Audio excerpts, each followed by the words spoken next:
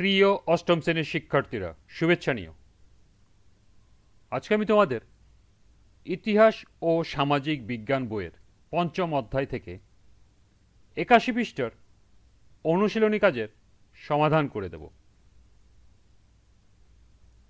প্রথমে তোমাদের বলবো, যারা আমার চ্যানেলটি সাবস্ক্রাইব করো না তারা আমার চ্যানেলটি সাবস্ক্রাইব করবে এবং আমার সাথে থাকবে। তাহলে চলো আমরা ক্লাস শুরু করি। অনুশীলনী। চলো একটা অনুসন্ধানমূলক কাজ করি।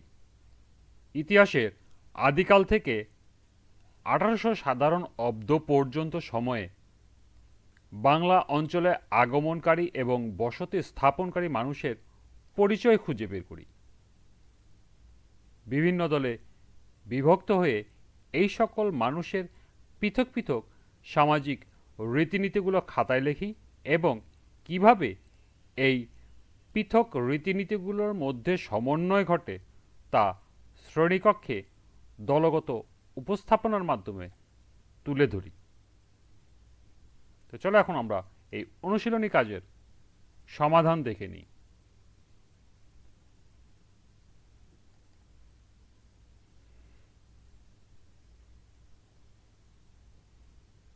এর সমাধান প্রথমে লিখতে হবে বিষয়বস্তু।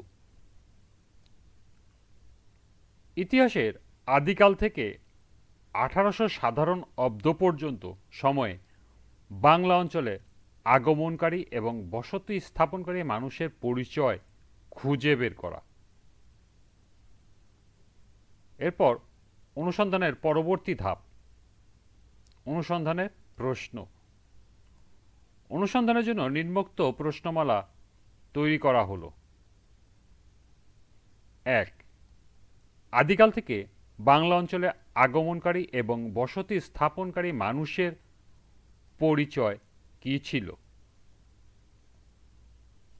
২. এ সকল মানুষের সামাজিক রীতিনীতিগুলো কী ছিল? ৩. কিভাবে এই পৃথক রীতিনীতিগুলোর মধ্যে সমন্বয় ঘটে? অনুসন্ধানের পরবর্তী ধাপ হল তথ্যের উৎস। বিভিন্ন সহায়ক বই ও ইন্টারনেট থেকে প্রাপ্ত তথ্য। তথ্য সংগ্রহের পদ্ধতি: পর্যবেক্ষণ, তথ্য বিশ্লেষণ। তথ্য বিশ্লেষণের জন্য নিম্নের ছকটি ব্যবহার করা হলো। গোষ্ঠী প্রাপ্ত তথ্য।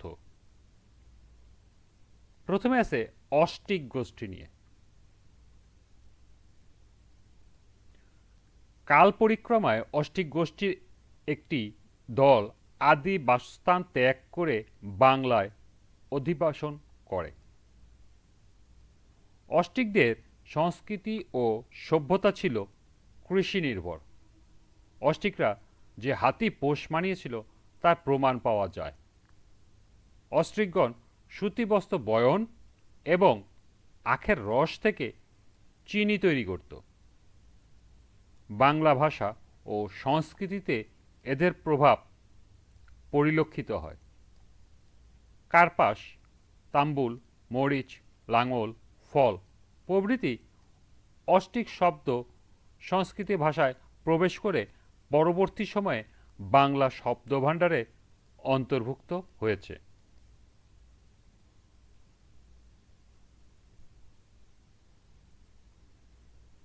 এরপর আছে আর্য গোষ্ঠী। বিভিন্ন গোষ্ঠী ও উপদল হয়ে বসতি বিস্তার করে আর্যরা। আর্যদের গ্রামের প্রধানকে গ্রামণী বলে বা বলা হতো। এভাবে কয়েকটি গ্রাম নিয়ে গঠিত হয় বিশ। এই বিশের প্রধানকে বলা হতো বিশপতি। আর্যদের সামাজিক জীবনের মূল ভিত্তি ছিল পরিবার। তাদের পোশাক সুতি, লোম ও হরিণের চামড়া দিয়ে তৈরি হতো। আর্যরা শস্য, দুধ ও দুগ্ধজাত জিনিস এবং ফলমূল খেতেন। পানীয় জল তারা ঝর্ণা ও নদী এবং কুয়ো থেকে সংগ্রহ করতেন। আমোদ প্রমোদের একটি অঙ্গ ছিল পশু শিকার। তাছাড়া কুস্তি, পাশা, রথ চালনা, দৌড় প্রতিযোগিতা, বর্ষা নিক্ষেপ, দাবা খেলা প্রভৃতি ছিল তাদের বিশেষ প্রতিযোগিতা।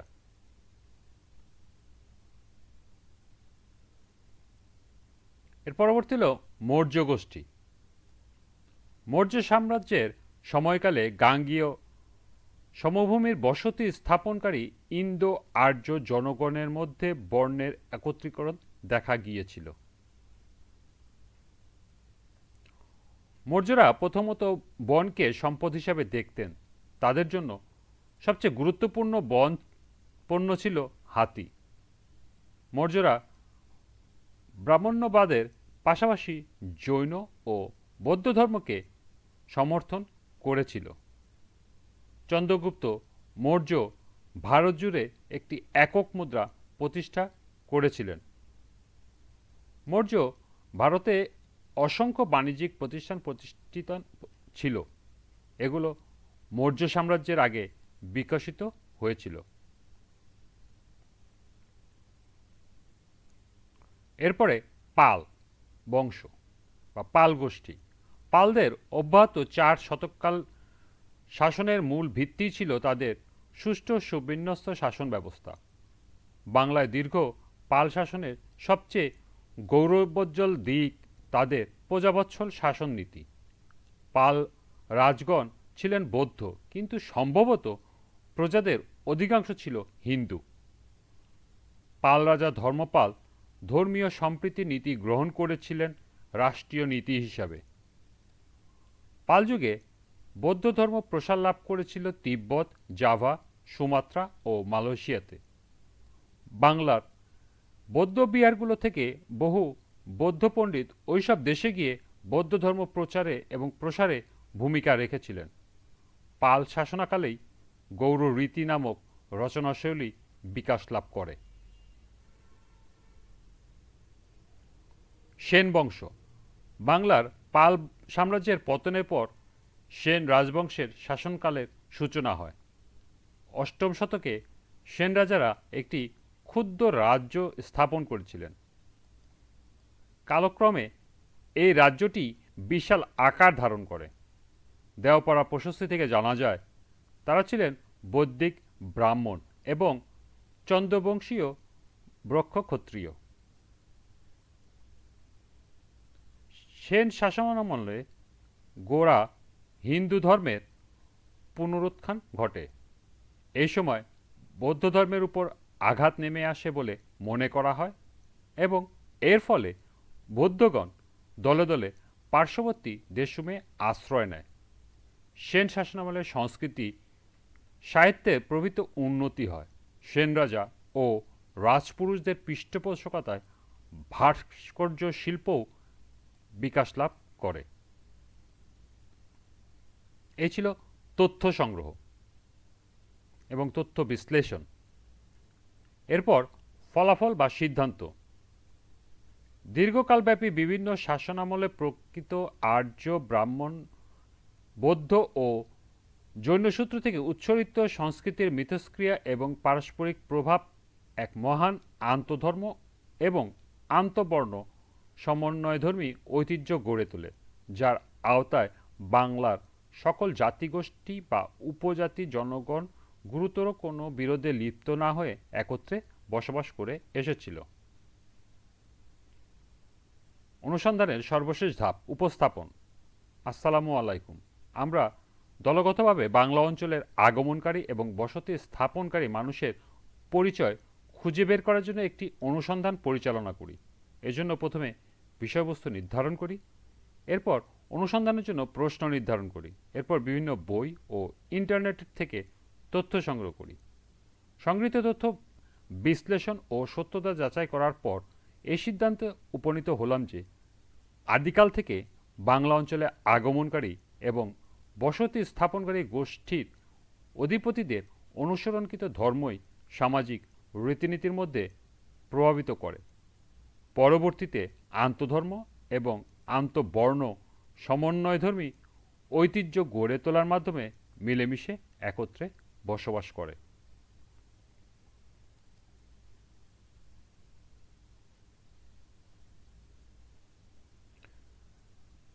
এই ছিল ৮১ পৃষ্ঠার অনুশীলনী কাজের সমাধান। তোমরা এগুলো বাসায় রিডিং পড়ে নিও।